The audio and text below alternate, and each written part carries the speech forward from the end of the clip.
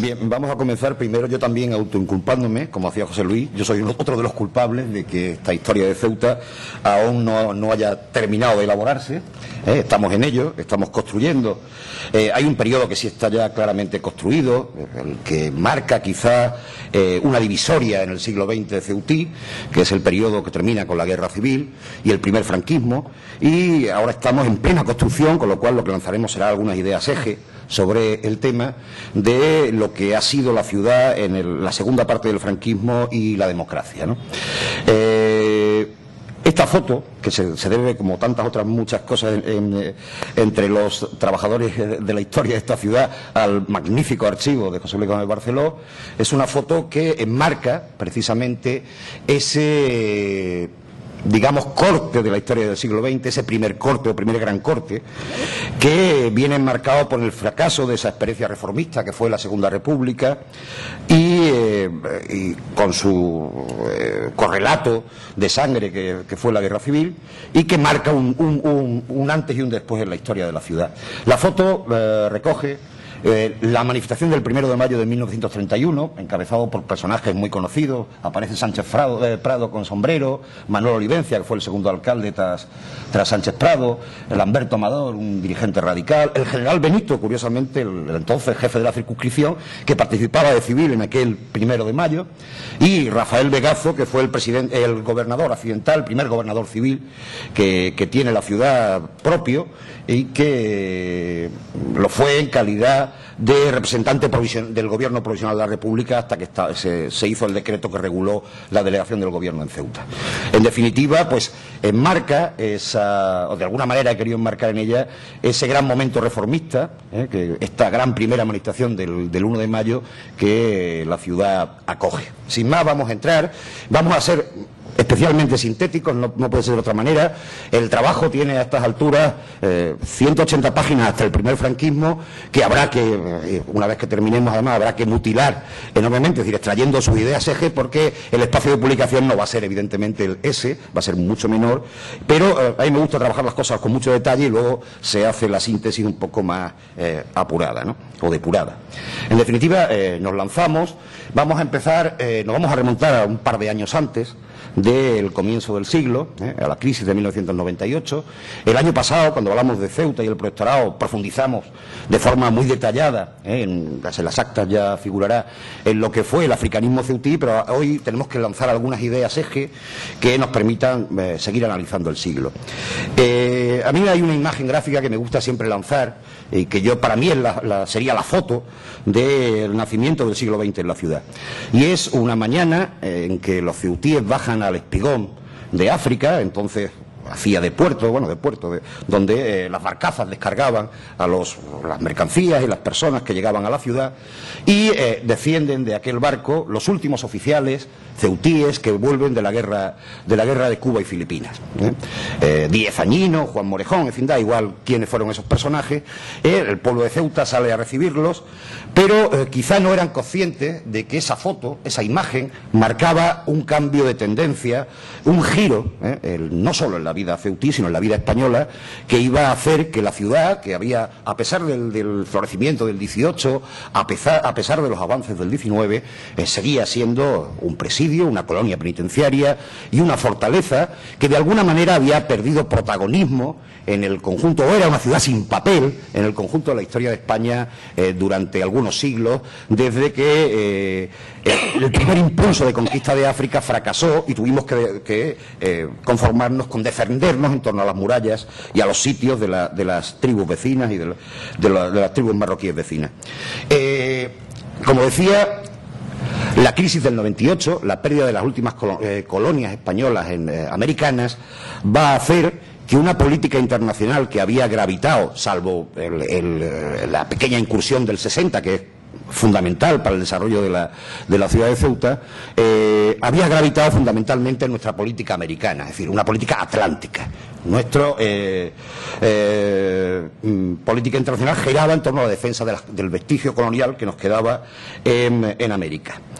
Sin embargo, la pérdida de estas colonias, además genera una gran crisis de la conciencia nacional, del atraso del país, hace que nuestra política dé un giro Y recordemos que enfrente hay un país que había una larga tradición africanista que reivindicaba el papel de España en la civilización de ese país de enfrente, del Marruecos del momento, que va a hacer que España dé un giro africano y mediterráneo, que hace de nuevo a las dos ciudades que se encuentran en ese camino, Melilla, Ceuta y Melilla, volverlas a tener un factor importante como plataformas logísticas de penetración hacia el continente africano.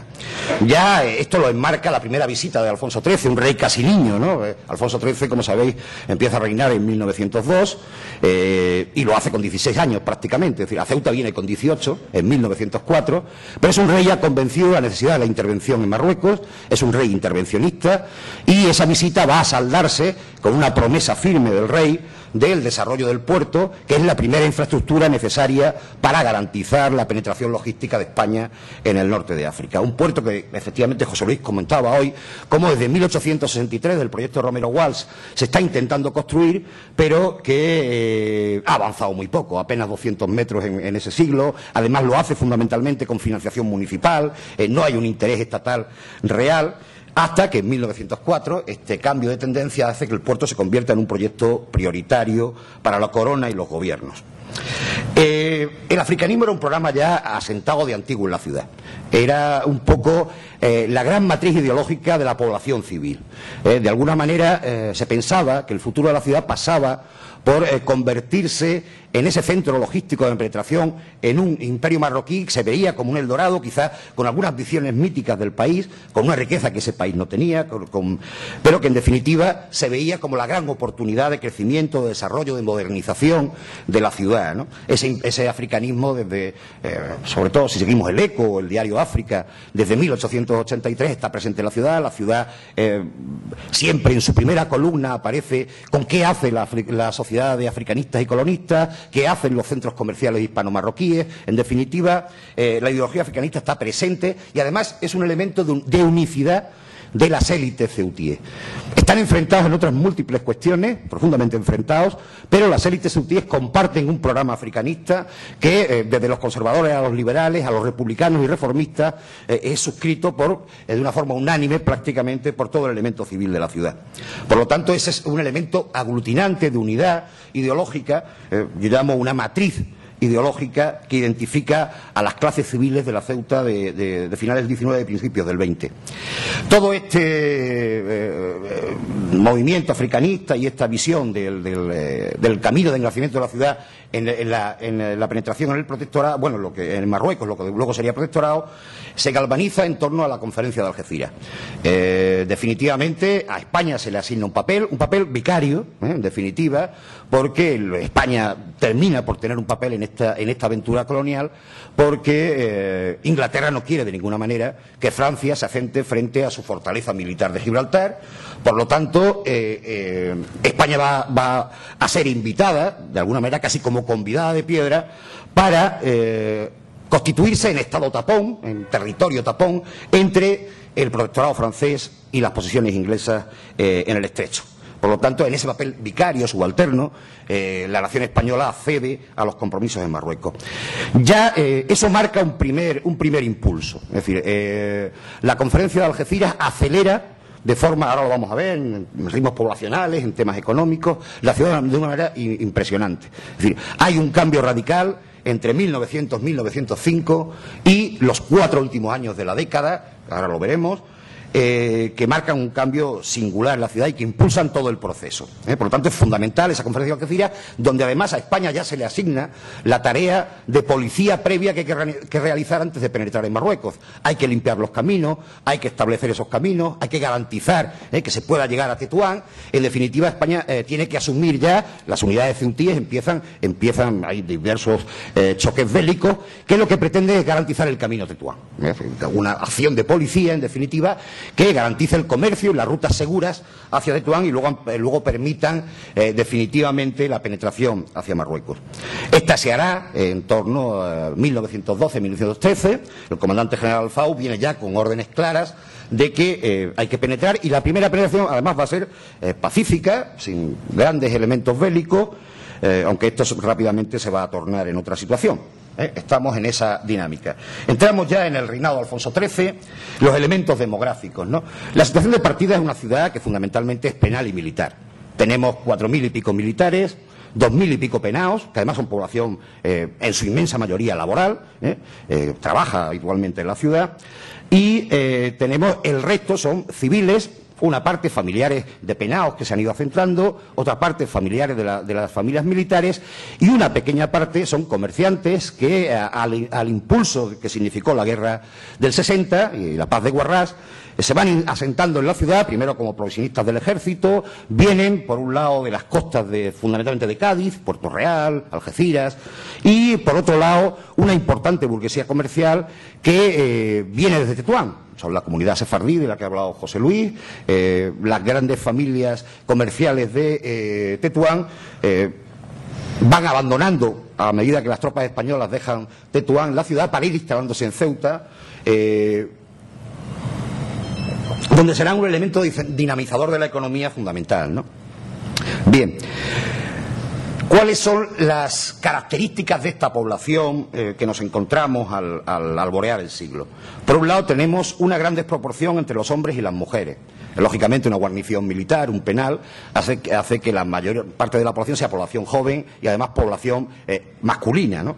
Un 70-30, es decir, por cada 7 hombres que vivan en la ciudad, vivían unas 3 mujeres aproximadamente. Una población muy joven, ¿no? Los menores de 40 años, en los padrones, censos de aquella época, se sitúan en torno al 75% de toda la población.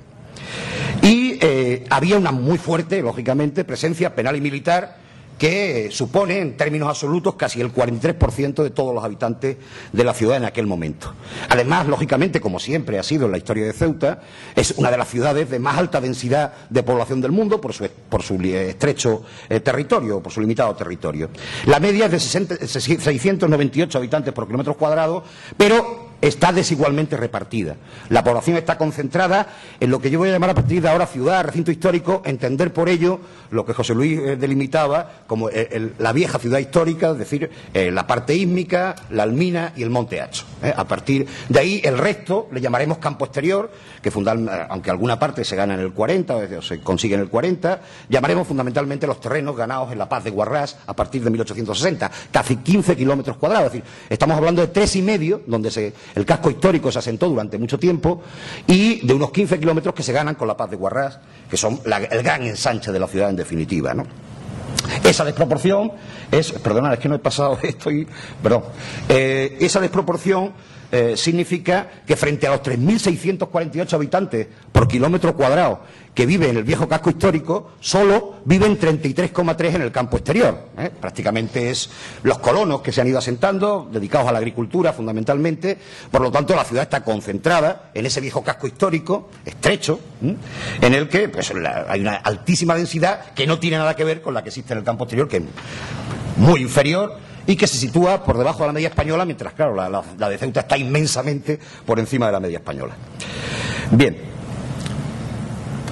Esta situación va a empezar a cambiar muy rápidamente, a partir de 1906. Tenemos además la suerte de contar con la geografía médica de Celestino García Fernández, como sabéis, médico de la Beneficencia, conocedor de los padrones municipales, y él nos hace una descripción muy precisa de la población laboral y de la demografía de la Ceuta de 1905. Una ciudad que entre 1900 y 1905 ha crecido un punto, a un ritmo anual muy pequeño, y que de pronto va a pegar un salto inmenso. En solo esos 4 años, que van entre 1906 y 1910, la ciudad dobla su población prácticamente. Pasa de los 13.000 a los 22.000 y pico habitantes. Por lo tanto, significa el ritmo más alto que hemos tenido nunca de crecimiento en la historia de la ciudad. Un 14% anual, que superaba con mucho cualquier ritmo de crecimiento anterior poblacional. En las décadas siguientes va a seguir creciendo, lógicamente, ya sobre una población superior, y esto hace que se ralentice en términos porcentuales, pero de todas maneras muy superior a cualquier etapa anterior, al 4,7 entre 1910 y 1920, al 4,3 anual entre 1920 y 1930. En total, en ese periodo, en ese tercio del siglo, que no es un tercio, son 24 años, desde 1906 a 1930, van a llegar a Ceuta de forma como inmigrantes, porque, es decir, los que vienen desde fuera, no lo que podían sumar además por el crecimiento vegetativo. Van a llegar a Ceuta 31.231, en fin, pues eso puede variar ligeramente. Personas desde el exterior de la ciudad, es decir, que no vivían en la ciudad y se van a asentar durante ese tercio de siglo en la ciudad de Ceuta. Lógicamente, esto va a hacer que la natalidad ceutí se cuadruplique por el incremento de población que se va sufriendo entre 1900 y 1930. Por lo tanto, se autoalimenta. La inmigración hace que el crecimiento vegetativo también crezca, evidentemente.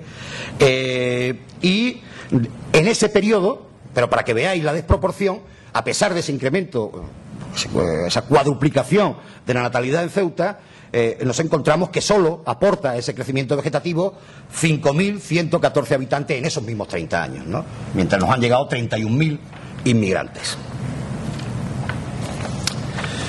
¿Cuáles son los efectos? Bien. Ahí tenéis, bueno, van saliendo, yo es que no tengo los gráficos en el... Pero bueno, esto es el gráfico de cómo evoluciona la población desde 1900 hasta 1930. Veis además que hay un pico, luego explicaremos por qué. En la máxima población no se alcanza en el censo del 30, sino en 1928, donde hay 52.000 habitantes, pero la crisis económica del 27 hace que la ciudad descienda un poco de población en esos años que ya explicaremos. ¿Cuál es el efecto? ¿Qué va pasando? En un primer momento se incrementa la desproporción entre hombres y mujeres, fundamentalmente porque hay un aporte muy importante militar. La ciudad pasa de esos 4.000 unidades de guarnición a 11.000 en 1910, en 2 o 3 años 16.000, 21.000, la población militar se va incrementando de una forma importante. Eso va a hacer que la desproporción entre hombres y mujeres. Y también otro elemento, es decir, que muchos de los que van a venir a construir las grandes infraestructuras necesarias para la penetración son hombres solos, aunque luego se irán reagrupando a sus familias. En un primer momento lo que viene son jornaleros y militares, en definitiva, ¿no? Por lo tanto, hasta 1920... esas 7 mujeres pasan a ser 73 hombres por cada 27 mujeres de cada 100 ceutíes del momento. También se incrementa la población joven, hay un fuerte incremento y los menores de 40 años pasan de ese 75% a ser el 85%, y además con una desproporción importante. El escalón masculino entre 21 y 25 años representa el 40% de toda la población, lo que indica ese crecimiento fundamentalmente en base a militares y jornaleros. Estas pirámides son desproporcionadas y salen tan feas por ese enorme brazo, que es el escalón de 21 a 25 años, que la ciudad tiene durante todos estos años. Son hombres solteros normalmente y que se encuentran en esa edad. Por lo tanto, se desproporciona toda la pirámide porque, como veis, en 1920 el brazo llega a ser terriblemente enorme, ¿no? Bueno, proporciona toda la pirámide. Esas son las pirámides de población entre 1900 y 1930. También en esta década se va a producir, con el cierre del penal, que es una de las condiciones que se han pactado en la conferencia de Algeciras, se va a producir lógicamente la desaparición de la población penal. En 1911 aproximadamente los últimos presos son trasladados al Dueso y desaparece el viejo penal. Pero se ha cuadruplicado la presencia militar, que ya supone por sí sola el 46% de toda la población. También empieza a producirse un incremento ligado fundamentalmente al movimiento militar de las minorías étnicas. Por un lado, una pequeña comunidad hebrea, siempre será pequeña, no pasa nunca más allá de los 250, 300 efectivos en ningún momento de la historia de la ciudad. Una mínima comunidad hindú, con algún comerciante que se va instalando. Yo recuerdo el famoso Cheyerán, si no recuerdo mal, de mi libro La Cámara de Comercio, fue el primero que abrió un bazar hindú, proveniente de Gibraltar, aunque vienen de la zona pakistaní, o étnicamente, originariamente, y ese 5%, perdón, que no me he vuelto a pasar, ese 5% del que hablamos en la filmina, significa fundamentalmente población musulmana que viene a reforzar las unidades indígenas que se están formando sobre la base de la milicia voluntaria de Ceuta. Va a producirse también un efecto de crecimiento de la densidad, que pasa a los 1.853 habitantes, prácticamente se triplica con respecto a la de principios de siglo, y también sigue siendo desproporcionada, aunque el campo exterior empieza a crecer ligeramente, pero ya son 7.300 los habitantes por kilómetro cuadrado del viejo casco histórico, frente a 399 aproximadamente del campo exterior. Se empieza, de todas maneras, todavía es muy pequeña, pero sin embargo sí se observa la tendencia a una redistribución espacial. Mientras que la ciudad ha crecido aproximadamente a un ritmo del 2, el campo exterior lo hace a un ritmo del 12%, o del 12 puntos en ese periodo, ¿no? Con lo cual ya está marcando, aunque todavía es muy pequeño el poblamiento del campo exterior, que hay una redistribución espacial que se va a ir consolidando a lo largo de las décadas siguientes. Llegamos a la década 1920-1930, donde se va a reducir de forma importante la desproporción entre hombres y mujeres, pasa a ser de 63 a 37, va a seguir siendo una población joven, los menores de 40 años solo han perdido un punto, son el 84% en vez del 85% de la década anterior, pero el escalón de 21 a 25 ya se ha reducido, lo hemos visto, es más corto y solo representa ya el 21% de toda la población ceutí. Se va reduciendo también el porcentaje de población militar, tener en cuenta que entre 1920 y 1930 se produce el fin de las operaciones militares, en torno a 1926-27, eso hace que se repatrien muchas unidades militares y que la población militar descienda, ¿no?, en ese periodo. Por eso, al cerrarse el censo del 30, hay una menor incidencia de la población militar que ha perdido casi 10 puntos de porcentaje con respecto a la que existía anteriormente. Se mantiene muy parecido el peso porcentual de las minorías étnicas, han crecido en números absolutos, porque la población se ha ido ya a 50.000 habitantes, pero mantienen ese porcentaje del 5 y pico por ciento aproximadamente sobre el conjunto de la población. Y, lógicamente, en la medida que la población absoluta crece, hasta esos 50.000 habitantes que hemos visto, pues se incrementa nuevamente la densidad, que ahora pasa a 2.663 habitantes por kilómetro cuadrado, pero ya el campo exterior está creciendo a un ritmo triple que la propia ciudad. La ciudad tiene entonces unos 9.100 por kilómetro cuadrado, mientras que el campo exterior se va ya a los 930 habitantes por kilómetro cuadrado. Esto va a tener también... No vamos a, porque no nos va a dar tiempo, si no, es imposible. Tengo un estudio muy detallado de cómo va creciendo el sistema escolar, y además debemos a las aportaciones, no solo a los míos, sino a las aportaciones de don Álvaro Velasco Auré, que lo tenemos aquí, que ha dedicado muchos artículos a determinar cómo iba cambiando el aparato escolar de la Ceuta de ese primer tercio de siglo. Como digo, el nivel de instrucción va a ir, en vez de mejorando la calidad del nivel de instrucción, lo va a ir empeorando, y vamos a explicar por qué. Aproximadamente, al arrancar el siglo, en 1900, Ceuta tiene un 42% de población analfabeta. Nos referimos, estos porcentajes están siempre referidos a cómo se mide el alfabetismo, sobre población mayor de 10 años. No se excluyen todos los escolares que están en formación hasta esa edad, y se toma siempre la referencia sobre la población mayor de 10 o más años. Por lo tanto, el 42% de los ceutíes de 10 o más años son analfabetos en 1900. 4.700 personas en números absolutos. Pero además esto está distribuido de forma desigual, un 41% sobre los hombres y un 45% sobre las mujeres. Ceuta se encuentra claramente por debajo de la media nacional, que está muy lastrada por la población rural.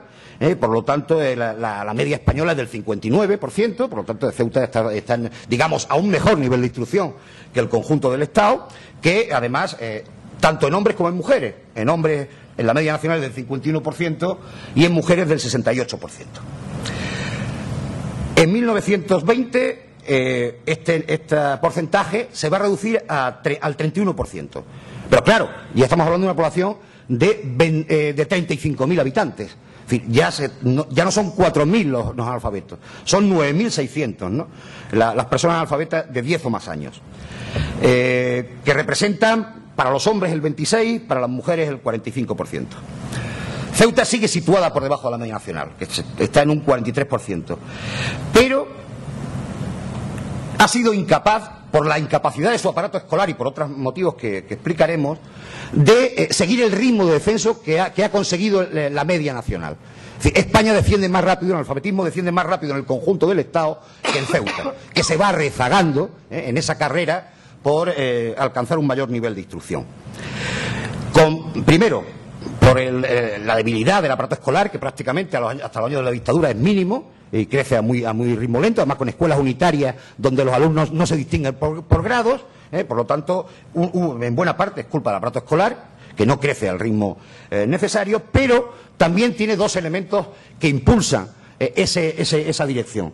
Por un lado, el crecimiento de la población musulmana, que no sabe leer y escribir, por lo menos castellano al menos, y el crecimiento de la población jornalera que viene del campo de Andalucía, de los campos andaluces, de la provincia de Cádiz, de Málaga, que en buena parte son también analfabetos. Y eso hace que junto a un deficiente aparato escolar, se vaya incrementando, o por lo menos Ceuta no sea capaz de descender porcentualmente el analfabetismo con respecto a los resultados que se están dando en el conjunto del Estado. Nuevamente, en 1930 se reduce al 28%, pero ya son, en términos absolutos, más. 11.725 ceutíes son analfabetos. Se sigue situando por debajo de la media nacional, pero ya muy ligeramente. La media nacional está ya en el 32, mientras que la ceutí está en el 28. Aunque las mujeres ya han superado la media nacional. Es decir, en Ceuta ya hay más mujeres en porcentaje analfabetas que en el conjunto del Estado. Por lo tanto, se sigue viendo cómo, a pesar de los esfuerzos escolares de la dictadura de Primo, que son relativamente importantes para los que se habían dado en la etapa anterior, a pesar de ello, es menor el ritmo de reducción del analfabetismo en Ceuta que en el conjunto del Estado español. Como decía, las causas, más o menos extensibles a todo este periodo: inmigración, población musulmana e insuficiencia del aparato escolar.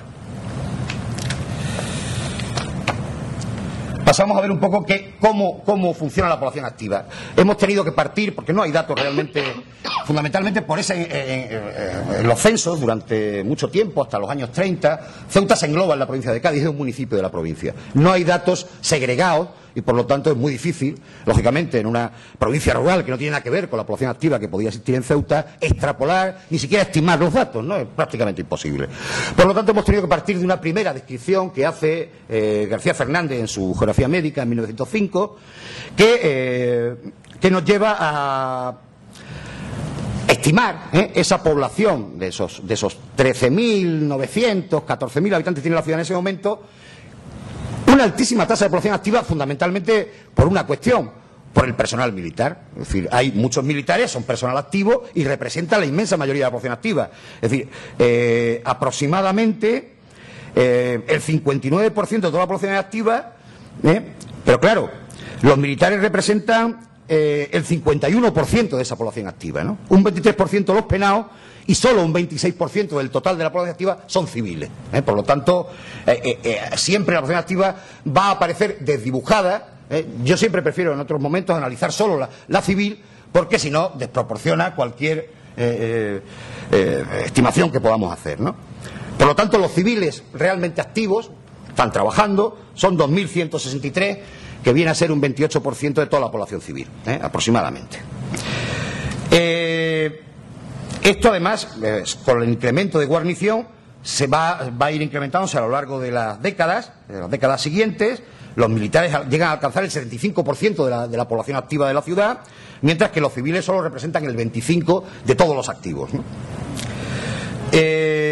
Y va a empezar a descender, lógicamente, cuando las guarniciones militares se repliegan, cuando hay menos ejército presente, pues eso empieza a equilibrarse. Los militares empiezan a bajar en el conjunto de la población activa y empiezan a subir, lógicamente, la población civil.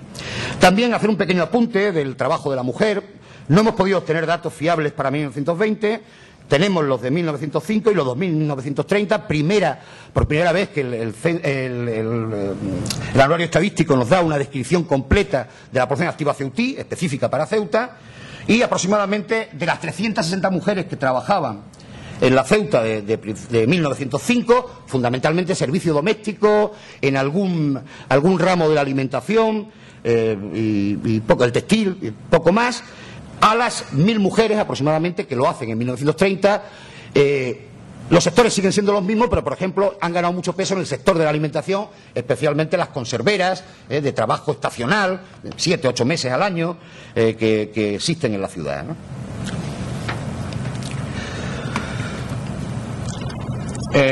Es una gráfica de cómo evoluciona la población activa repartida entre civiles, militares, penaos en las primeras décadas, y luego, al desaparecer la población penal, entre civiles y militares.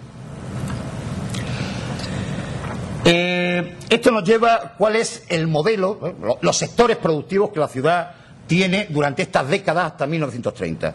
Pues al arrancar el siglo vemos que todavía el sector primario tiene algún peso, fundamentalmente por lo que significa el sector pesquero, pero también aporta todavía un número apreciable las huertas, los colonos del campo exterior, que fundamentalmente son en este momento agricultores, ¿no? Por lo tanto, en 1905 hay casi un 10% del sector primario. Hay una industria local centrada en la subsistencia, la industria primaria, de transformación primaria, de primera necesidad, que podemos estimar en torno a un 38% de la población activa, trabaja en ella. Y, por supuesto, el sector servicios. Estamos refiriendo siempre a datos de la población activa civil. Si en esta clasificación metiéramos a los militares, el sector terciario se desproporcionaría, evidentemente, sería inmenso frente. Entonces, preferimos referirnos a la estructura laboral de la población civil. Aproximadamente un 51%. Por tanto, desde que el siglo empieza, Ceuta es una ciudad tercerizada. Tiene, por sus características demográficas específicas, lo que han llamado los modelos ingleses, ¿no?, de desarrollo, de los que nos hablaba ayer Miguel Gómez Oliver, tendría un perfil avanzado. Es decir, la sociedad española era muy rural, mayoritariamente rural todavía en ese arranque del siglo, y sin embargo Ceuta tiene ya un modelo terciarizado que España, el conjunto del Estado, logrará mucho más tarde, pero eso se debe fundamentalmente a esa fuerte presencia militar, a la falta de suelo agrario, y por lo tanto, lógicamente, está desde el principio tercerizado, ¿no? O el sector terciario es el mayor. Vemos cómo evoluciona, va perdiendo peso a lo largo que avanza el siglo.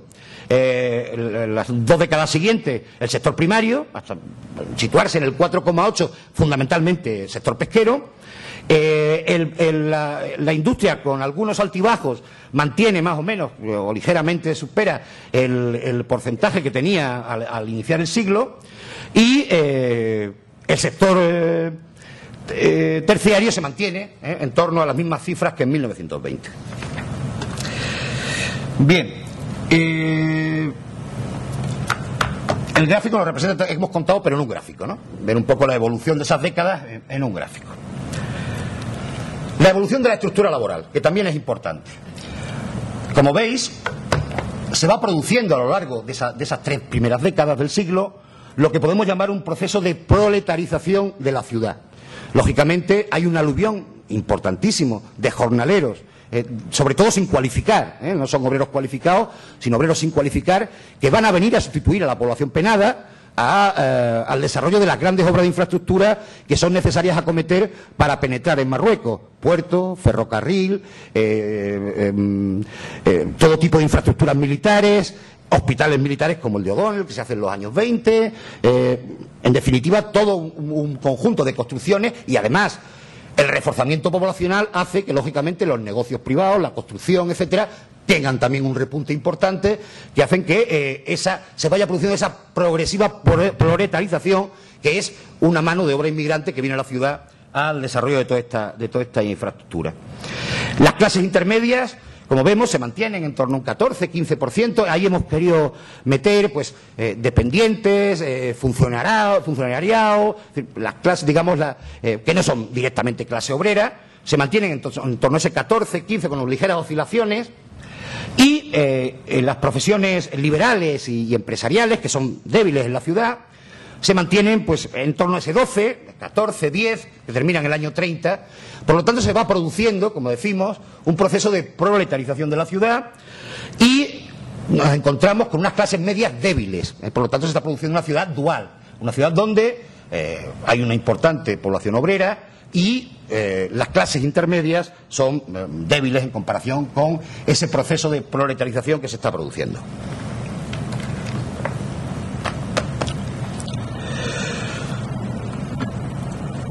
Bien, esto nos refleja la estructura de clases, más o menos, para que veamos cómo evoluciona a lo largo también de estas décadas, desde el 60% aproximadamente, que pueden ser en torno a 1905, se pasa a un 74%, y además, fundamentalmente, insisto, reforzando los sectores menos cualificados del movimiento obrero o de las clases populares, ¿no?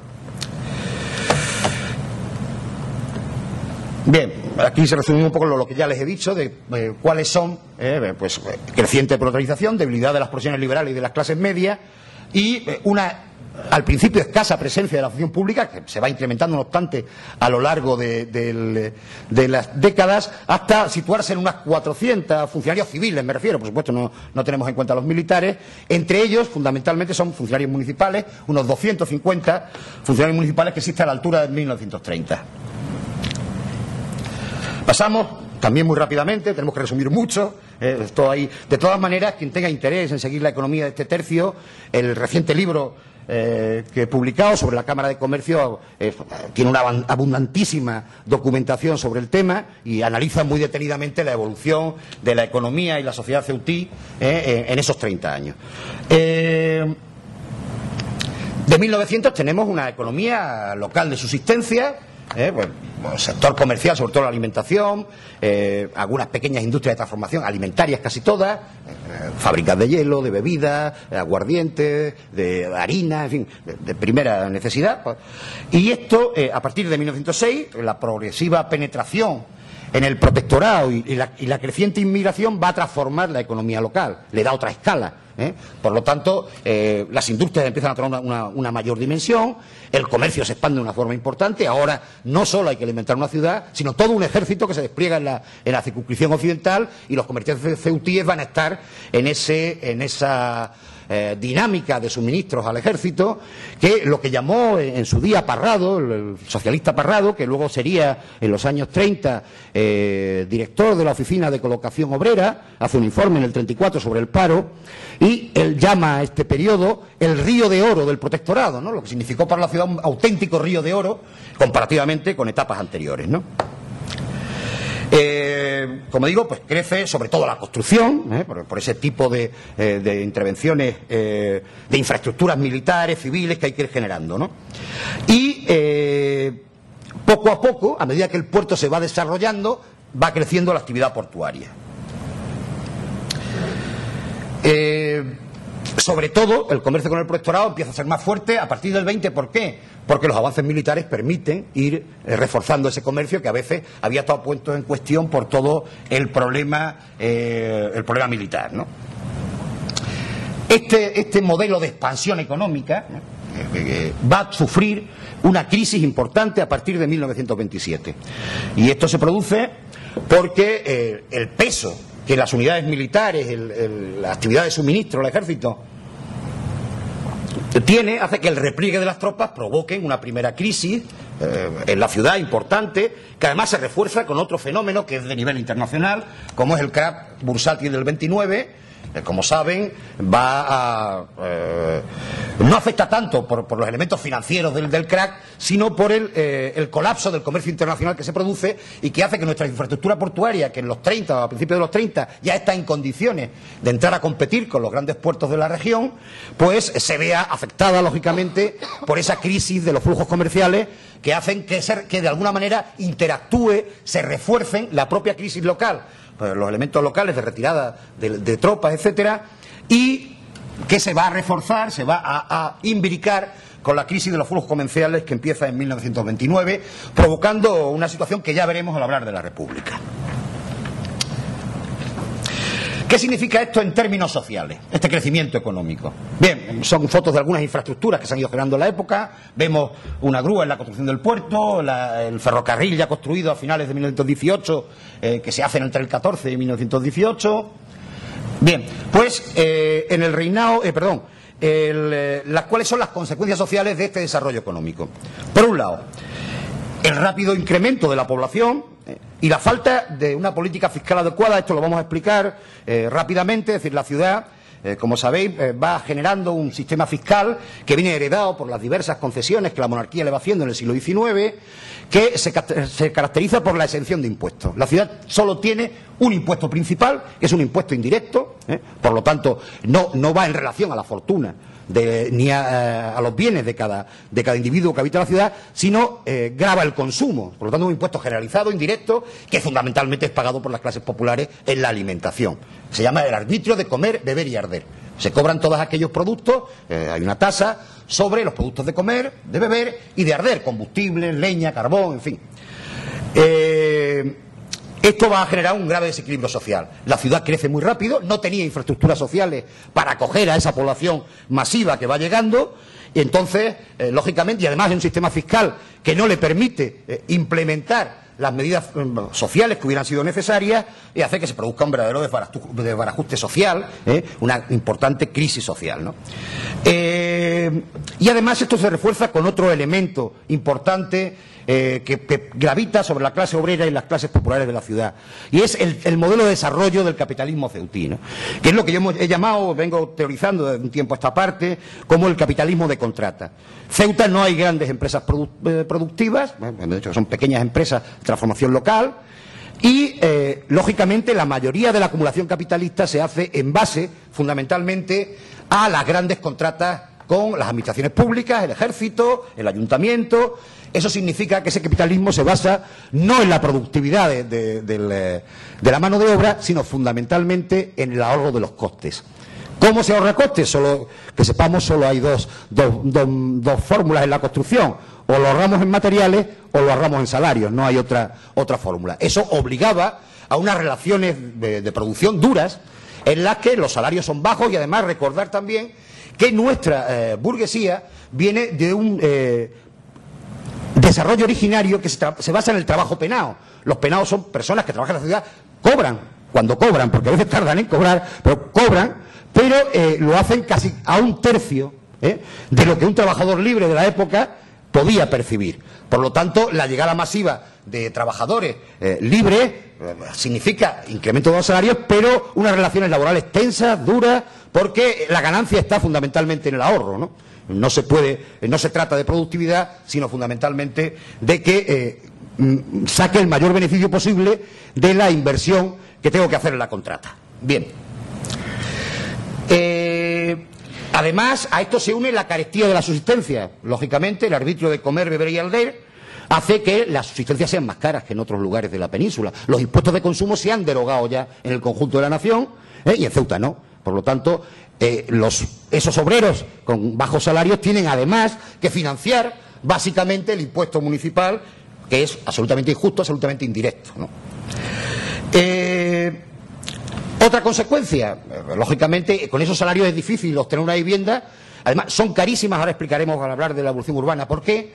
Y pues se va generando un chabolismo creciente que hacia finales de siglo, principios no habría en Ceuta más de 200 chabolas. Esto hay un extenso estudio que presenté en jornadas anteriores, unas 80 páginas, y un libro casi terminado, 300, que espero algún día publicar, con estudio social de la población chabolista y de la evolución del chabolismo, pero un chabolismo que va a terminar la década con cerca de 3.000 chabolas y 15.000 personas habitando esas chabolas, ¿no? Que además se extiende por toda la población. Ahora explicaremos al hablar de la evolución urbana por qué. Y se une al creciente analfabetismo, que hemos visto que se va produciendo, y por supuesto un aparato sanitario terriblemente deficiente. Solo existe la Venecia municipal, muy pequeña, y un hospital militar que atiende hasta 1913 a la población civil de beneficencia, pero que una vez que empiece la guerra de África, que va a provocar un enfrentamiento entre autoridad civil y poder militar, se cierra a los civiles. Los comandantes generales dicen: no, mi hospital es para los heridos del frente, y la ciudad tiene que improvisar en un lazareto que existía en la zona de Zanamaro un pequeño hospital, hasta que consigue que en 1918 empiece a funcionar la Cruz Roja, que es el primer hospital, digamos, de uso civil, realmente con un cierto carácter como tal, que hay, ¿no? Entonces hay unos años en que el lazareto... Y además la situación sanitaria se agrava porque el chabolismo, con una enorme insanía en sus son zonas no asfaltadas, sin agua corriente, con una promiscuidad importante de animales y personas. Esta situación hace que se extiendan determinadas enfermedades muy típicas de las zonas chabolitas, de las zonas con poca higiene, en definitiva. Una, por ejemplo, el tracoma, una enfermedad casi desconocida en muchos lugares de la península, y en Ceuta es una enfermedad importantísima que afecta, por falta de higiene, a los ojos, y puede dejar hasta ciego. Y en Ceuta hay una altísima incidencia, por ejemplo, del tracoma o de enfermedades de tuberculares dedicadas con la alimentación y con la higiene, fundamentalmente. Y estas condiciones además se van a agravar en torno a un periodo, el periodo de la Primera Guerra Mundial. Y explicamos por qué.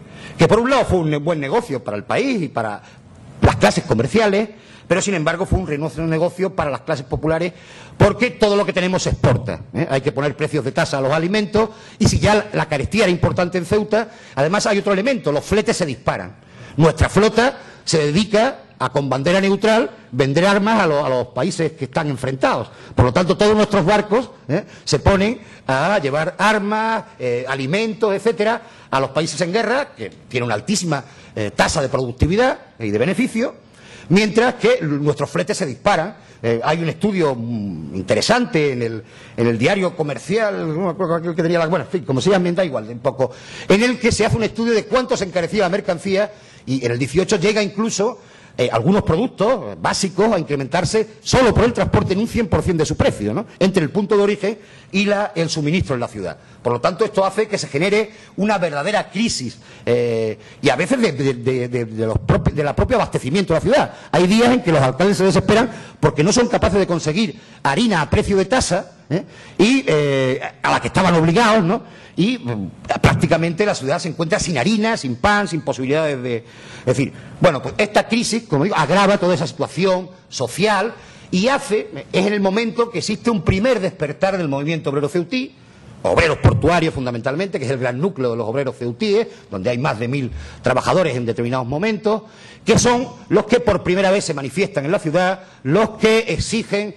una política de protección alimentaria, es decir, de subsistencias baratas, y es la primera vez que el movimiento obrero tiene un papel, un protagonismo en la historia de la ciudad. Incluso en alguna ocasión aliados a los comerciantes de la Cámara de Comercio. En el libro también de la Cámara podéis seguir esta incidencia, ¿no?, de esa cierta alianza en un momento dado de comerciantes y trabajadores en pro del abaratamiento de la subsistencia. Por lo tanto, todo este marasmo social va generando lo que podemos llamar una ciudad de dos velocidades, hoy diríamos, en términos modernos, ¿no?, una ciudad dual. Una ciudad de una burguesía que se va enriqueciendo, y lo vemos claro en el desarrollo urbano, la Casa Delgado, la Casa Trujillo, las grandes construcciones civiles, los teatros, es decir, una ciudad que empieza a tomar empaque, pero eso está limitado a un pequeño grupo social, que es el que tiene posibilidades económicas, mientras que hay una inmensa masa de población que va empeorando su situación en la medida en que el proceso va avanzando, ¿no?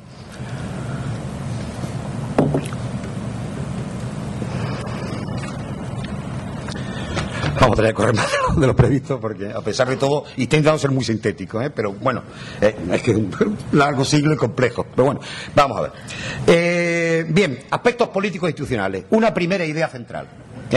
Tenemos una plaza fuerte militar donde el poder casi omnímodo es asumido por el comandante general. Porque no solo tiene poderes militares, tiene importantes... Bien, perdón, estas eran gráficas que demuestran la evolución de la economía, pero en fin, pasamos algunas, la fábrica de alumbrado a principios de siglo, el Ibarrola cuando llega en los años 20 para suministrar el mazú. Bueno, bien, entramos en la dinámica política institucional del periodo, de estos 30 años. Como decíamos, es una plaza fuerte militar en que el comandante general asume importantes poderes civiles. Entre ellos, ¿cuáles? El de la jurisdicción. Es decir, en Ceuta no hay juzgado municipal, que es un juzgado de paz, pero no existen juzgados civiles ni criminales. La justicia la dicta el comandante general junto con su auditor. Por lo tanto, tenemos una ciudad que está fuera de la jurisdicción que la Constitución española del momento prevé. El comandante militar no solo es gobernador, sino además es juez. De hecho, hay el famoso, que ahora nos referíamos a él, el famoso pleito de la sociedad Cerny, a la que refería antes José Luis, cuando quiebra, termina en un consejo de guerra, ¿no? Parece casi ridículo, pero fue así. Terminó en un consejo de guerra que es el que decide sobre la quiebra de una empresa, al fin y al cabo, si la quiebra es fraudulenta o no de una empresa local, ¿no? Bien, y además tiene fuertes atribuciones en materia de suelo es el dueño y señor del campo exterior, que está en manos de propiedad militar. En la justicia, como hemos dicho ya, en el orden público, la Guardia Civil llega por una pequeña unidad a finales del siglo XIX, pero fundamentalmente son militares los que ejercen el orden público, y en la sanidad, porque la gran institución sanitaria de la ciudad está en manos militares. Por lo tanto, tiene unos fuertes poderes, preside todas las juntas, representa a la ciudad frente al gobierno, y aunque coexiste con un cierto poder del gobernador civil de Cádiz, el gobernador civil de Cádiz se limita a lo que podemos llamar muñir el turno, ¿no? Ahora hablaremos del tema, y no interviene prácticamente en la vida ciudadana, todo se hace a través del comandante general, salvo en algunas ocasiones en que hay desacuerdos y se plantean diversos problemas de competencia que terminan en los juzgados entre uno y otro. Los militares, esta evolución, desde que la burguesía comercial empieza a desarrollarse en el XIX, yo creo que José Luis ya lo ha anticipado en un periodo final del siglo XIX, empieza una dura pugna por el poder en la ciudad, por la hegemonía, y una pugna que es siempre sorda. ¿Por qué es sorda? Hombre, porque el peso de la institución militar en la ciudad es poderosísimo. Es decir, el desbarrar públicamente en una disputa con el poder militar significa, pues para los proveedores, quedarse sin proveer. Es decir, en definitiva, hay que ser muy discretos en esa pugna, en esa disputa con el poder militar, en el que uno se juega a veces la propia estabilidad personal y familiar, y por lo tanto, por eso es una lucha sorda, pero constante, no para durante todo el tercio del siglo. Y los militares, los diversos comandantes generales, van a estar siempre en la idea de lo que llaman, o yo he llamado, cerrar el círculo del poder militar. También querían controlar el ayuntamiento, única institución civil que se oponía a su poder en ese momento. Esto está documentado porque tenemos más de uno, y de dos y de tres debates en las Cortes, donde hay propuestas de los ministros de Defensa, Linares, por ejemplo, en 1903, donde se propone abiertamente en las Cortes y en el Congreso y en el Senado el liquidar el ayuntamiento de Ceuta e ir al modelo melillense. Melilla nunca tiene ayuntamiento constitucional, tiene una junta de arbitrios presidida por los militares y mayoritariamente militar, y Ceuta tiene su ayuntamiento civil desde el siglo XIX. Y este debate, al final, no lo consiguen en este periodo, lo van a conseguir después, pero no lo consiguen en este periodo, porque hay fuertes defensores, sobre todo entre los liberales africanistas, Villanueva, uno de ellos fundamentalmente, que luego fue uno de los factotum de la creación de la Cámara de Comercio, ministro varias veces de la monarquía, que defiende valientemente la civilidad y la necesidad de, si queremos avanzar en África de una forma moderna y racional, de que esta sea una gran ciudad civil también, ¿no? Y por lo tanto, que no se desmoche al poder civil. Pero esto genera un enfrentamiento importante entre poder civil y militar por la hegemonía. Hemos dicho ya que el ayuntamiento, lógicamente, es el gran polo del poder civil, pero es un ayuntamiento absolutamente caciquil, tiene un funcionamiento absolutamente caciquil. Son élites perfectamente intercambiables, prácticamente lo que hay detrás de los grandes partidos del turno en la ciudad, en la etapa caciquil, son intereses comerciales, básicamente, disputas, por ejemplo, la gran disputa de principios de siglo, lo que se llama la revuelta anti-Cerny, es decir, es un momento en que una determinada fracción de la burguesía local decide, sobre todo a raíz de la quiebra fraudulenta de la banca García, Cerny, Rivero, Delgado y compañía, en esos cuatro nombres, por darles una pista, ¿no? El señor Enrique García había sido alcalde conservador, el señor Cerny era el representante del liberalismo ceutí más acendrado, y Rivero y Delgado era también uno liberal, otro conservador, y había un entente de intereses y digamos que hay un turno pactado, ¿no? Era muy típico de la Restauración. El Cádiz, la familia Aramburu, un hermano es jefe del Partido Liberal y el otro del Conservador. Cuando nos turnamos, seguimos los mismos en el poder, es un juego, sí, porque no hay base. Sabéis que el sistema de la Restauración, el cambio de gobierno lo decide el decreto de disolución de las Cortes. Los ministros generan el encasillado a través del complejo sistema caciquil y, en definitiva, es el rey el que determina quién va a gobernar en cada situación, y a partir de ahí se construye todo el poder administrativo. Las elecciones de la Restauración son elecciones escritas, no hechas, se escriben sencillamente, en la mayoría de los casos, ¿no? Entonces, todo el aparato administrativo cambia, se le da el decreto de disolución al gobernante, primero se cambian los ayuntamientos, palanca fundamental para poder escribir después las elecciones de diputados, y después se sigue pues cambiando el sistema en función de quién tenga que tener una mayoría cómoda para gobernar en la siguiente legislatura. Por lo tanto, Ceuta en ese sentido es exactamente igual. Conservadores y liberales son perfectamente, como digo, intercambiables, y los enfrentamientos se dan en torno a coyunturas de intereses, ¿no? Un ejemplo es la élite que se enfrenta al cacicato de los Cerny, que se desmocha al final en 1904, lo van a expulsar después de una larga etapa de gobierno. Los Cerny gobiernan porque su suegro, que es alcalde conservador, el señor Mas, que era un agente de aduanas, provisionista de buques, Ricardo Cerny, después su hermano, gobiernan un largo periodo de la ciudad, uno con etiquetas conservadoras, otro con etiquetas liberales, pero con unos mismos intereses. El propio García Ponce, cuando es alcalde, está en plena sintonía, es socio comercial de la familia Cerny, ¿no? Por lo tanto, es un juego de élite, pero que no se respalda en ninguna decisión democrática. Tener en cuenta también que el electorado de la ciudad es muy reducido. Estamos hablando de un electorado de 1.200 personas, los que tienen derecho, a pesar del sufragio universal, como se exige ser mayor de 25 años, hombre, con 2 años de residencia y tal. Los censos electorales evolucionan en este tercio del siglo entre 1200 a 1900, 1982 creo que era exactamente, y 3900, con lo que se cierra el periodo de restauración en 1923, ¿no? Y el año 30 ya sí hay algún censo un poco mayor, que son, cuando las elecciones republicanas, son unos 7.000 electores, todos, por supuesto, masculinos, ¿no? Bien, por lo tanto, es un mundo político muy reducido en el que se da este juego de élites, ¿no?, que podemos observar, ¿no? Hay una pequeña preponderancia de los liberales.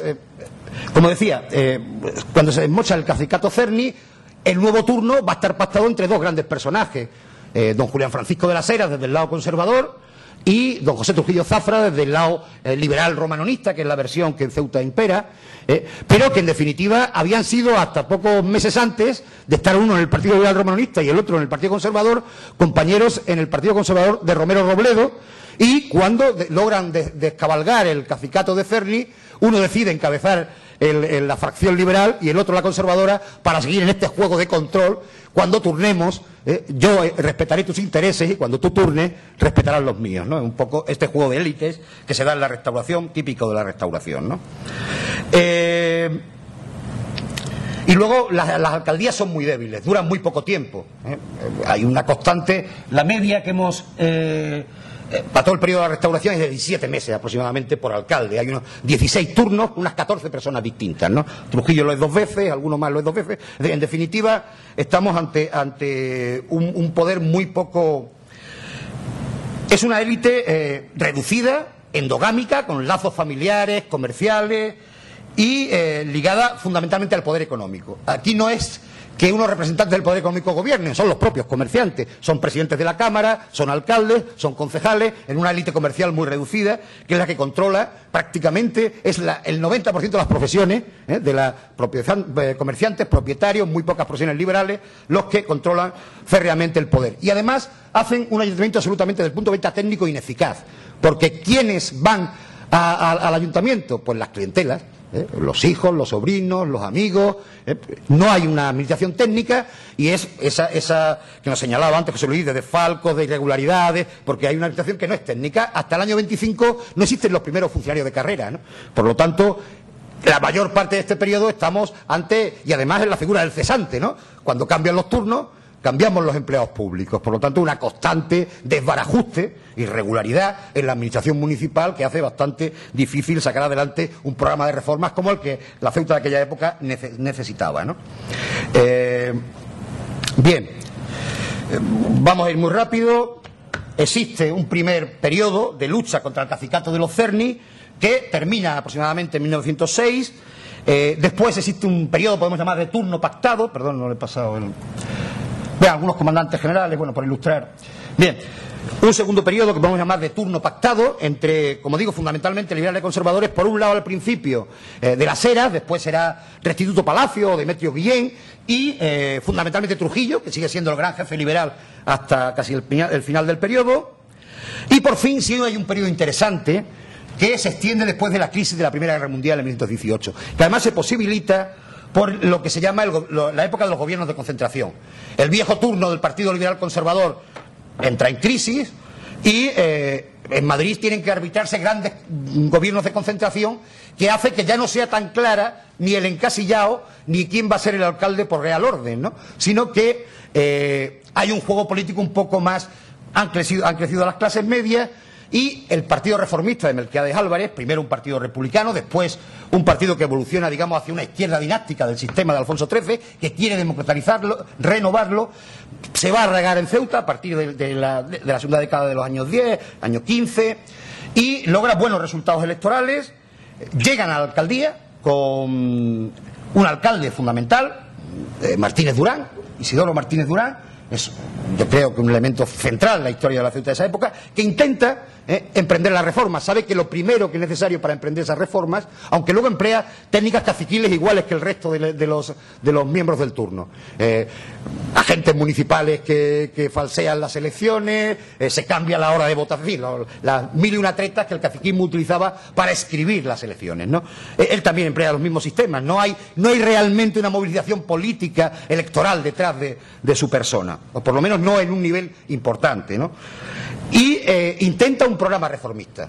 ¿Qué es lo primero que necesitamos? Cambiar la recaudación municipal, la política hacendística, la imposición. Es decir, es necesario nuevas fuentes de financiación, es lo que se llama la etapa de los presupuestos extraordinarios. Él intenta gravar nuevas mercancías, que no sean ya las de comer, beber y arder, elementos suntuarios. No es un sistema de impuesto directo, que no puede además competencialmente establecer, sino de que al menos esa imposición sobre las mercancías vaya a elementos suntuarios de cierto lujo, que graben más a clases más altas que a las clases populares. Ese intento de Martínez Durán se va a encontrar de frente con la burguesía ceutíes de la época, que no está dispuesta a ceder los privilegios fiscales, y se produce la primera lockout patronal de la historia de la ciudad. La Cámara de Comercio declara un lockout frente a Martínez Durán, pelea con él durante 2 o 3 años hasta que logra descabalgarlo, y se enfrenta a ese primer intento de reforma, un cierto intento desde las clases medias de reformar o de buscar los medios para reformar ese sistema injusto que la ciudad está viviendo hasta la llegada de la República. No podemos ser más... como decíamos, el papel fundamental de los gobernadores civiles es lo que podemos llamar los muñidores del turno. Es quien decide quién va a ser el alcalde por real orden, y el que, si le molesta a algún concejal, pues lo destituye para que se puedan hacer las operaciones electorales, y algún papel de inspección sobre la institución municipal, pero muy leve y con escasos resultados. El distrito electoral, el de Algeciras-Ceuta, en el que los diputados a Cortes en principio no tienen mucha incidencia, salvo algún personaje cunero, como por ejemplo González Besada, el famoso ministro conservador, es diputado por el distrito de Algeciras-Ceuta, ¿no? El que se consolida en definitiva a lo largo de estos años es un diputado llamado Torres Beleña, José Luis Torres Beleña, que estuvo en la calle principal de la ciudad, se llamó durante bastante tiempo bajo su nombre, lo que es Soberanía Nacional, hoy Calle Real, fue la calle de José Luis de Torres. Es el primer diputado que va a ocuparse realmente de la ciudad, el que logra que en 1917 venga la jurisdicción civil, el que plantea las reformas que son necesarias, a veces con éxito, a veces con menos éxito, pero al menos tiene una preocupación importante. Y esto fundamentalmente no es por casualidad, es porque la ciudad, con su crecimiento demográfico, ha conseguido situarse como el primer municipio de la circunscripción. Cuando la ciudad no tiene peso, porque están Algeciras, está San Roque, hay una serie de municipios en la circunscripción, pues la ciudad no cuenta tanto. A partir de la ciudad tiene un peso demográfico y puede decidir, en parte, o tiene un peso político en ese juego, pues el diputado empieza a interesarse más, visitar más la ciudad, estar más presente en la vida de Ceuta dentro del distrito de Algeciras-Ceuta. Hay además, a partir del establecimiento del protectorado, una creciente importancia de la alta comisaría, que viene dado por el papel de la guerra de Marruecos. Es fundamental, es decir, la ciudad tiene una etapa de miedo, es decir, en el momento en que la guerra está a nuestras puertas. Tenemos la batalla del 14, no recuerdo mal, la posición A, que prácticamente se hace sobre territorio de la ciudad. De hecho, los colonos tienen que bajar a refugiarse en la plaza de África, los caminos son inseguros hasta por lo menos el 17, el 18, y esto hace que el ejército sea fundamental y que el papel de los altos comisarios pues gane evidentemente terreno, ¿no? Y también pues la etapa del 21, donde realmente una vez que se produce el desastre anual, nuestras mejores unidades tienen que marcharse, legión, regulares, a intentar que no caiga Melilla, y Ceuta queda prácticamente desguarnecida. Traen algún regimiento de la península, pero de reclutas inexpertos que son incapaces de enfrentarse a la guerra colonial, ¿no? Y la ciudad tiene un periodo de miedo también en torno a ese momento de la guerra, ¿no? Este sistema entra en crisis en el conjunto del Estado. El caciquismo no es capaz de resolver sobre todo los grandes problemas que se generan a raíz del nacimiento del movimiento obrero español, las tensiones del desarrollo y en definitiva la dictadura viene pues a poner fin a este juego político que no sirvió para modernizar el país.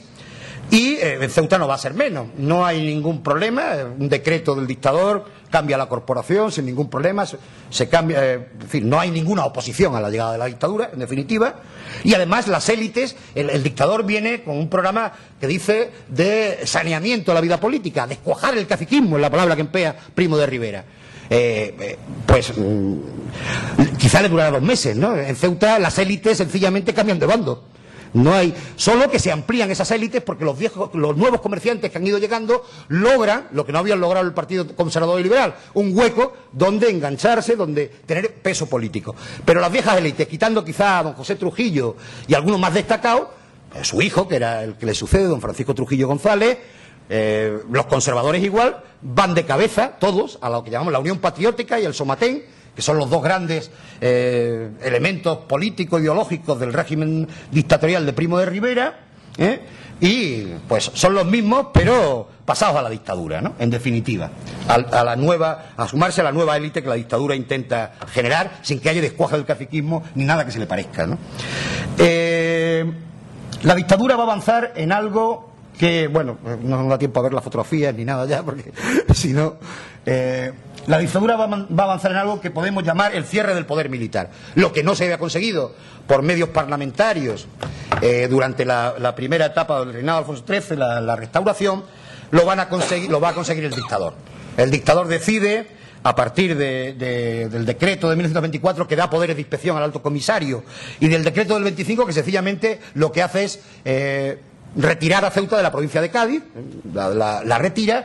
Y además, más adelante, hace un estatuto especial que convierte a Ceuta, le llaman Junta Municipal, pero es el modelo de la Junta de Árbitros de Melilla. Por fin, los comandantes generales, el alto comisario, han conseguido su objetivo político y han logrado derrotar al poder civil, y se crea una junta cívico-militar, pero donde el peso fundamental es de los militares y la presidencia la ostentan. Además, luego se reforma el estatuto, pero en el primer estatuto tiene que ser obligatorio de un militar el presidente, con lo cual no hay tutía.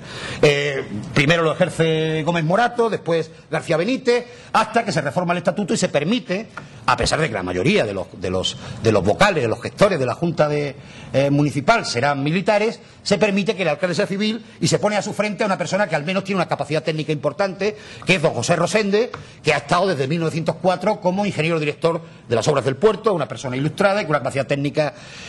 Además, con varios ingenieros pasan por las juntas de la dictadura, porque está esa fascinación que el dictador tenía por el desarrollo técnico, la tecnocracia, y de alguna manera pues hay cuadros intelectuales, profesores, ingenieros sobre todo, que se incorporan a esa junta dotándolo de una mayor capacidad técnica. Y eso, junto con una función pública profesional, primer gran secretario que duró muchos años, don Alfredo Meca, primer interventor profesional, Martínez Barrie, poco antes a Sanguinete le había estudiado Blaine, otro arquitecto, o los hermanos Blaine, hace que mejore notablemente la calidad de la gestión municipal en el sentido del dominio técnico y eso hace que la gestión de la Junta Municipal sea notablemente mejor y sobre todo en torno al gobierno de Rodríguez Macedo, que logra regularizar, racionalizar administrativamente la ciudad, logra imponer un presupuesto extraordinario, lo que no había conseguido Martínez Durán en su momento, aunque también le cuesta lo suyo, y hay una dura batalla con la burguesía local, y además la ciudad pierde su primera batalla en la guerra por la exención fiscal. La dictadura, en concreto Calvo Sotelo, que es el que diseña el estatuto municipal de la época y las políticas hacendísticas de la dictadura, impone a Ceuta el primer impuesto nacional que tiene que pagar. Al 50%, que se llama el 50% de la base de población, que no voy a explicar ahora qué es lo que es, pero bueno, la contribución industrial y de comercio se impone en la ciudad. Pero estaba previsto que evolucionara hasta el 100%, no iba a ser. Lo que pasa que la oposición dura, el apoyo de los altos comisarios, Gómez Jordana, entre otros, hacen que se quede congelada en ese 50% y no suba. Pero también esto refuerza las arcas municipales, porque por primera vez empieza a percibir lo que son los porcentajes sobre los impuestos estatales que antes no tenía y por lo tanto no recibía del Estado. Esto refuerza y permite que la Junta haga una mejor labor municipal que se nota en la educación, en determinados aspectos sanitarios que no da tiempo a comentar, y además se establece lo que es la primera, en torno a la crisis del 27, cómo solucionamos el futuro económico de la ciudad. Se establece la primera gran comisión de reforma, la del 28, que crea Gómez Jordana, se reúne en la alta comisaría con participación de los elementos de la Cámara de Comercio de Ceuta, del Ayuntamiento, donde se empieza a pensar en cómo reformar la economía de la ciudad para que supere la crisis, ¿no? Es lo que se llama la Comisión de Reformas de 1928. En este proceso llegamos al periodo de dictadura blanda, disolución de la dictadura de Primo, y la ciudad... Voy a ver un poco de agua. Varios de los miembros de la dictadura, Remigio González, Álvarez Sanz, Álvarez Ardanuí, después la foto de abajo es la constitución de esa Junta Municipal en 1927. Perdón, finales de 1926, diciembre, noviembre, en fin, finales de 1926. Bien, pasamos a ver un poco el tema de la evolución urbana muy rápidamente también. Nos encontramos en 1900 por una ciudad amurallada, cerrada, desordenada, inconexa, y a partir de 1906 las obras que son necesarias impulsan todo un cambio de las infraestructuras y del desarrollo urbano, ¿no? Pero este se caracteriza por la escasez de viviendas, muy pocas en ese momento, y el comienzo de la extensión del chabolismo, la gestión militar del suelo que hace que sea irracional nuestro proceso urbano. Lo lógico, en ese momento en todas las ciudades españolas, lo que se está procediendo a lo que se llama el ensanche. La ciudad se va hacia hacia terrenos libres en vez de hacia la costosísima reforma interior de la ciudad. Ceuta no lo puede hacer. Los militares van a aguantar a pie firme el suelo del campo exterior hasta prácticamente los años 30, ¿no? Con lo cual, aunque hay disposiciones que me regulan la legitimación diversas a lo largo del 22, 30, 27, pero de una manera o de otra se retiene el suelo del campo exterior, y esto hace que la ciudad tenga que crecer pues de una forma irracional hacia su viejo casco histórico. Hay que tirar murallas, hay que alinear calles, hay que... En fin, una operación que fue costosísima, que se llevó buena parte de los recursos que quizá hubieran servido para profundizar políticas sociales hacia el desarrollo urbano, ¿no? Y por lo tanto, y además alargó excesivamente la construcción de una ciudad moderna, que lo lógico hubiera sido construirla ex novo en unos terrenos limpios, anchos, saneados, que existían pues al otro lado de la ciudad. Como decimos, buena parte de los enfrentamientos tienen que ver con la legitimación del campo exterior, que enfrenta constantemente al ayuntamiento y al poder militar, al comandante general, y nos lleva a esa costosísima, larguísima e ineficaz reforma interior que va sufriendo la ciudad a lo largo de este tercio del siglo. Algunos ejemplos de esa evolución urbana, la primera Casa de los Dragones, en fin, y algunos ejemplos del chabolismo ceutí que se va desarrollando, de esa ciudad dual, frente a una ciudad burguesa que están haciendo con teatros, con bancas, después casinos, con hoteles como el Majestic y tal. Pues está la otra ciudad, la ciudad de la desprotección social, de la miseria y del chabolismo, ¿no? Bien. Bueno, es que si ya pasamos de los datos, no tenemos mucho tiempo. Solo deciros, para hacernos una idea, ¿no?, de los 1065 edificios que hay al empezar el siglo y 287 barracas, cuando termina esta etapa, este tercio del siglo, estamos ya en 3.555 edificios, para que veamos la fuerte ritmo de construcción de estas décadas, y casi ya, pero también en 3.000 barracas. El barraquismo y la construcción han crecido al mismo tiempo, simbióticamente. Bien, no decimos nada más porque si no es que siento mucho que nos vamos a quedar absolutamente cojos, y en vez del siglo XX vamos a volver a ver la restauración. Pero bueno, no les voy a aburrir tampoco mucho más, porque... Y esto no hay manera de decirlo en 10 minutos. Pero en fin, voy a intentar, por lo menos, la República de Guerra Civil, que la podemos ver, ¿no? Y después algún apunte sobre... 5 minutos para la hora y cuarto, ¿eh? Bueno, pues José Mía está 1 hora y 20, pues también se puede, hoy 25. A ver. Pero, abrevia. Venga, sí, por mucho que abrevie ya es que no hay manera. Intentó ser muy sintético, así que no te creas que no. Bien. La demografía de la Segunda República empieza a invertir el signo. Ceuta pasa de ser una ciudad de inmigrantes a, si no se da en el primer entre el 30 y el 36 hay una primera expulsión de habitantes de la ciudad por la crisis económica, por lo tanto ya no hay un crecimiento inmigratorio positivo, sino negativo. Se compensa con el crecimiento vegetativo, pero por primera vez ya no recibimos a trabajadores, sino que los expulsamos, ¿no? En definitiva. Y luego sí hay un repunte, por eso en el 40 tenemos más habitantes, aunque hay que decir una cosa, el censo del 40 es un censo falso. El franquismo lo hace sobre una estimación del 10% y es a todas luces falso. Yo además lo puedo decir con todo, en este caso documentado. Me tomé la molestia de contar el padrón de 1940, del mismo año, y arroja 63.000 y pico habitantes. Como veis, 4.000 habitantes menos de los censos. He preferido, no obstante, mantener las cifras censales porque nos permiten una comparación más rigurosa con los censos, pero deciros que ya de entrada es un censo falseado y que no es cierto. No pasa solo en Ceuta, pasa en toda España. Después de la guerra, pues bueno, la estadística no pudo funcionar con normalidad y es un censo, claramente los historiadores sabemos que es un censo poco fiable, en definitiva. Censo y las estadísticas poco fiables, las del primer etapa del primer franquismo. Bien, como decíamos, en las dos etapas estas que se dan, la segunda etapa tiene que ver con una inmigración que ya no es laboral, que tiene que ver con las circunstancias bélicas. Ceuta, prácticamente, salvo algún pequeño bombardeo o un par de bombardeos, es una ciudad que no sufre la devastación de la guerra, porque es tomada el primer día y no hay esa devastación que se produce en todo el resto del país. Muchas familias de militares y de civiles que además todavía no han roto sus lazos con su ámbito geográfico andaluz o con su familia allende la ciudad, porque llevan pocos años relativamente en la ciudad, van a traer familiares, hijos, tal, de gente que va al frente, de militares que se refugian en la ciudad porque en ese momento es una ciudad segura y además bien suministrada. Tenemos Marruecos al lado, no tenemos la escasez que produce en este momento, en estos primeros años, después será otro cantar, pero no tenemos la escasez que se produce en otras zonas y esas familias vienen a Ceuta y aproximadamente unas 6.000 personas se refugian a lo largo de ese periodo en la ciudad y lo hemos podido constatar además con el padrón en la mano. Muchos de esos núcleos familiares han sido, no solo lo afirmamos por estimación, sino por comprobación directa en el padrón municipal de la época.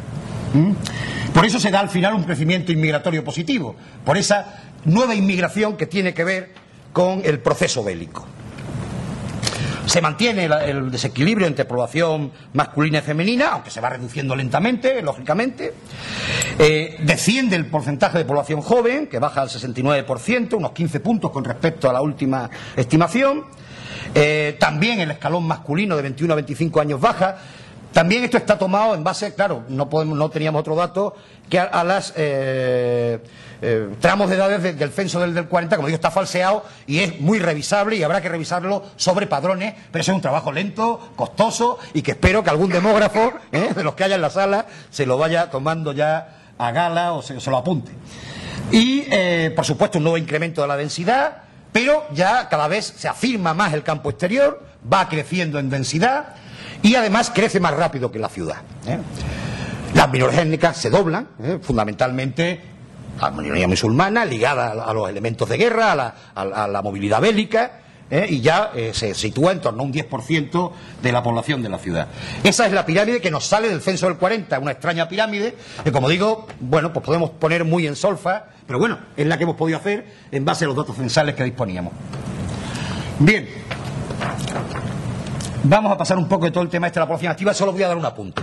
No vamos ahora a desmenuzarla porque no nos va a dar tiempo. Un apunte. Un elemento central de los años 30 es el paro. La ciudad se va, en estimaciones muy difíciles porque no tenemos datos precisos y ha habido que hacer muchas estimaciones. Hay cifras muy divergentes entre las que facilita la Junta Local del Paro Obrero o las que da Sánchez Prado en las Cortes. Uno habla de 3.500, otro de 5.000. Pero lo que sí es seguro que un 30% de la población activa está en paro. Eso es una tasa altísima, como comprenderéis, para una ciudad como Ceuta, y esto hace que haya una crisis, además, en unas clases populares que no tienen la capacidad de resistencia que nuestras clases populares hoy pueden tener, ¿no? Y no tienen protección social, no existe un aparato de protección social. Esto significa una grave crisis social en la ciudad y el nacimiento de un pujante movimiento obrero que además quiere de alguna manera superar toda esta situación que hemos descrito de insatisfacción que ha generado toda la etapa anterior, ¿no? Y además, por primera vez, Ceuta tiene mayor población analfabeta. Superamos la media nacional por primera vez, porque no hemos sido, aunque reducimos, pero no hemos sido capaces de que nuestro aparato escolar no ha sido capaz de hacerlo al mismo ritmo, y por lo tanto por primera vez Ceuta supera, y esa será una característica de Ceuta en todo el siglo, tendrá una importante tasa de analfabetismo muy superior a la media nacional, que se va consolidando a lo largo del tiempo. El periodo republicano, pues un periodo de crisis económica, con una muy lenta recuperación a partir de los años centrales del periodo. Despega la actividad portuaria, pero sin embargo hay una fuerte caída de la construcción. Hay por ahí un cuadro, lo vamos a pasar rápido a ver si lo encontramos, que es muy gráfico y que lo podemos ver. Bueno, ahora lo buscamos. Bien, pues como decía, una fuerte caída de la construcción, casi a un tercio de la de las décadas anteriores, y que a veces, y en otros sectores económicos, se nota que está ligado a lo que en el campo se llamaba comer república, ¿no? Hay muchos empresarios, a partir sobre todo del 33, 34, que deciden sencillamente frenar sus inversiones porque no están de acuerdo con el régimen, y esto hace que haya una cierta desinversión que tiene mucho que ver con la situación política, ¿no? Y con un retraimiento de las clases poseedoras frente a un sistema o un sistema reformista que no les gusta, ¿no? En definitiva. Se da además durante el periodo un periodo largo de ofensiva sindical por conseguir niveles salariales. En los primeros años se consigue con una CNT muy radical, pero eso luego entra en crisis en el periodo radical cedista, y además se perpetúa hasta el año 34 la división del movimiento obrero, que también se enfrenta por la hegemonía sindical, con un duro enfrentamiento entre UGT y CNT en estos años, ¿no? Por lo tanto, podemos hablar en general de una radicalización de la lucha de clases en la ciudad, que hace que se vivan momentos muy tensos, muy duros en ese periodo republicano. La transición republicana, los republicanos, hay dos fuerzas en presencia, los llamamos monárquicos, pues son la ADC, la Agrupación de Defensa de Ceuta, que son los viejos miembros de la Unión Patriótica, las clases comerciales de la ciudad, que han fundado un partido exprofeso para ir al proceso de elecciones de abril del 12, y la Conjunción Republicana Socialista, con algún alátere más, pero que no vamos a referirnos a ello. La conjunción logra doblar en votos, en un proceso realmente en esta ocasión sí, auténticamente electoral, a los miembros de la Agrupación de Defensa de Ceuta, y por lo tanto se hacen con la mayoría de los intentos de Ceuta. Pero esa mayoría es una mayoría que tiene enormes contradicciones. Solo están juntos o han logrado estar juntos para hacer una cosa: traer la república. A partir de ahí no tienen un programa común. En cuanto el régimen se enfrenta a definirse, a tener que definirse las grandes opciones estratégicas del régimen, se van a ir dividiendo. Los radicales rápidamente se asocian a una fuerza de orden, quieren ocupar la derecha republicana. Los republicanos de izquierda intentan situarse en un centro-izquierda. Los socialistas en un primer momento aceptan ese juego reformista, aunque a partir de la caída del 33 se van a ir radicalizando hacia posiciones de lucha de clases y de gobierno de la izquierda, de socialización de la sociedad, y por supuesto con enemigos a derecha e izquierda, como son la CNT y los comunistas, que no aceptan el régimen reformista, y a su derecha pues toda la masa monárquica, y a medida que se va conformando o reagrupando la opinión católica, la CEDA, que en Ceuta nunca tendrá un papel importante porque los radicales logran realmente en una ciudad comercial asentar su hegemonía, y la CEDA siempre será una fuerza a la derecha del Partido Radical, pero que no logra en ningún momento tener una representación como la que el Partido Radical, que va a ser el que lidere a la burguesía ceutí del momento, va a tener, con alcaldes como Olivencia, gobernadores como Arechaga, diputados como Tomás Peire. El republicanismo de izquierda, fundamentalmente en la primera etapa, está representado por Sánchez Prados y por algunos más. No tengo tiempo de explicar otros personajes que serían interesantes explicar.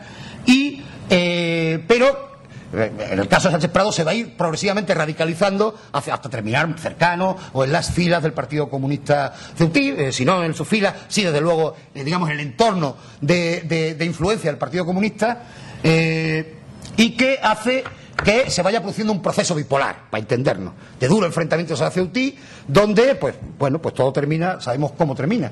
El periodo de Frente Popular, sale un artículo, una biografía política, más que nada política, de Sánchez Prado, unas 100 páginas que se publica los próximos días en el Instituto de Ceutí, un trabajo en concreto mío. Analizo muy detenidamente la trayectoria de los republicanos ceutíes y del movimiento y de la Conjunción Republicano Socialista, que podéis seguir en los próximos días, si os interesa.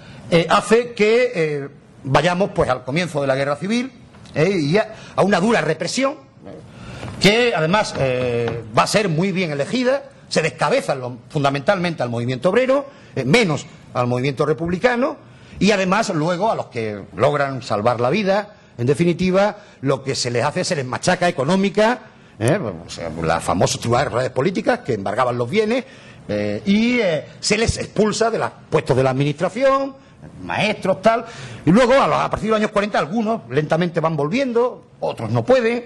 En definitiva, hay un verdadero descabezamiento del movimiento democrático, reformista y popular de la Ceuta de los años 30, que hace que durante todo el franquismo Ceuta sea una ciudad de débil oposición antifranquista, que prácticamente no va a existir sino hasta muy finales, en torno a un grupo primero de viejos socialistas que han vuelto a la ciudad a través del Bar Noray, donde se reúnen y van a fundar el Partido Socialista de Ceuta en torno a finales de la dictadura, y un grupo de jóvenes estudiantes que han marchado a estudiar sus carreras a la península, se han politizado allí y tienen sus pequeños, quizás más a la izquierda que este grupo, pero no pasan de ser pequeños cenáculos con reuniones absolutas, sin ninguna actividad antifranquista realmente importante, ¿no? Yo es que no quiero aburrirle. Nos queda la mitad del siglo prácticamente. Había algunos apuntes muy interesantes sobre el franquismo, sobre las élites del franquismo, y luego lo que era más comprometido, y me alegro que no me haya dado tiempo a tocarlo, que es cuando entramos en la democracia, porque eso implica a muchos de nosotros, hemos sido algunos protagonistas de los hechos, muchos de los que estamos aquí, y siempre es un... Pero en fin, en el libro lo vamos a tocar, desde luego, y ahí estaremos, y desde luego cumpliremos con el compromiso de historiador de hacerlo con la mayor independencia y la mayor solvencia que podamos, ¿no? Siento mucho, no como siempre, no haber podido terminarla. En las actas, y en el libro de Historia de Ceuta tendrán cumplido del resto del periodo, pero en fin, yo creo que al menos hemos llegado a comprender con claridad esa primera ruptura del siglo, ese proceso que se cierra en la guerra civil y la nueva Ceuta que va a nacer a partir del franquismo y después la democracia, que solo un apunte. Hay un momento de brillantez en los años 60 ligado a la economía del bazar, no a la ley del 55, que fracasa en toda su extensión, que se nos llena la boca de régimen económico fiscal, tiene mucho que ver con el plan de estabilización, con un mayor poder adquisitivo de las clases medias españolas, y Ceuta es capaz de generar productos baratos que no se encuentran en otro lado, y eso es un motor de desarrollo en los años 60, en la Ceuta idílica que siempre recordamos, ese desarrollo, que quiebra a partir de la liberalización de la economía española con la entrada en el mercado común, el puerto se va a pique, esa economía de bazar con la apertura de la verja se va a pique también, tenemos que dedicarnos al comercio irregular, transfronterizo, como queramos llamarle. La ciudad crece demográficamente a un ritmo doble, más del doble, que la demografía del resto del Estado español, y eso hace que sea una ciudad con una altísima tasa de paro. En definitiva, estamos hablando, al cerrar el siglo, un 25 y pico % de media más en las mujeres,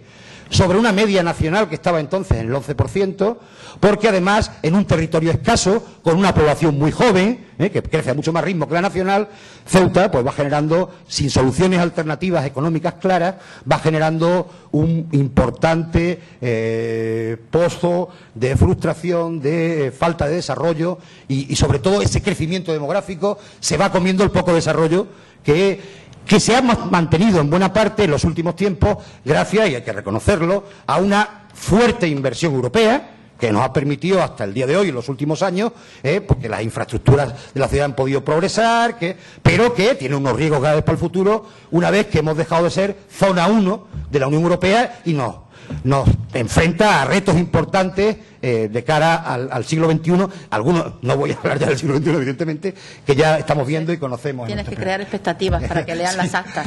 Le agradezco, solo es un apunte muy rápido, había muchas otras cosas que decir, siento no poder hacerlo porque no quiero seguir aburriéndole, y les agradezco la paciencia que han tenido conmigo. Muchas gracias.